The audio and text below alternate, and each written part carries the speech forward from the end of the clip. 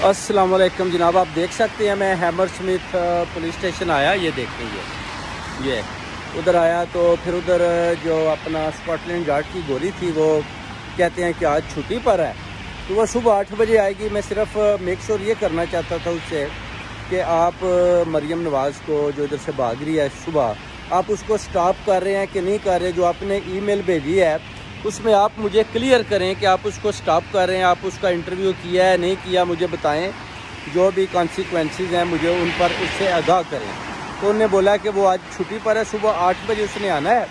तो मेरा पैगाम उन्होंने लिखकर उसको ईमेल कर दिया है। तो इंशाल्लाह सुबह मैं 9 बजे उसको कॉल करूँगा और जैसे ही वो मुझे बताएंगे जी कि अपना मरियम नवाज़ के बारे में कि वो इधर से जा सकती है नहीं जा सकती, वो क्लियरली मुझे बताएंगे तो मैं उसी वक्त इंशाल्लाह देखें आप सबको आगाह करूँगा। ये देखें, मैं ये हैमरस्मिथ देखा, शाम का टाइम है फिर भी मैं आया हुआ हूँ। ये देखें इधर आकर ये आप कौम के लिए पुलिस स्टेशन आकर ये फाइंड आउट करना चाहता हूँ कि इधर जो भी अपना जो है अपना मरियम नवाज़ के लिए कि पुलिस क्या कहती है सुबह, अगर वो जा रही है कि नहीं जा रही। अगर जा रही है तो कैसे जा रही है, अगर नहीं जा रही तो आप मुझे बताएं।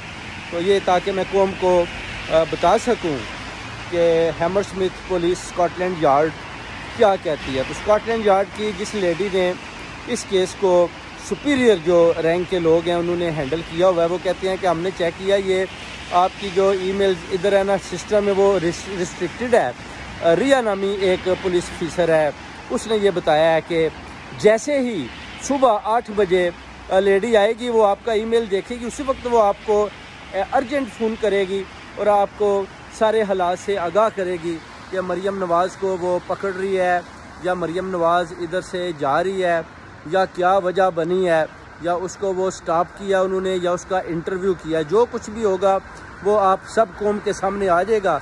देख लें कितनी बारिश हो रही है फिर भी मैं इधर खड़ा हूँ और आप अरशद शरीफ के कातलों को उनके मंतकी इंजाम तक पहुंचाने के लिए देख लें मैं बाहर बारिश हो रही है, इधर बाहर खड़ा हूँ।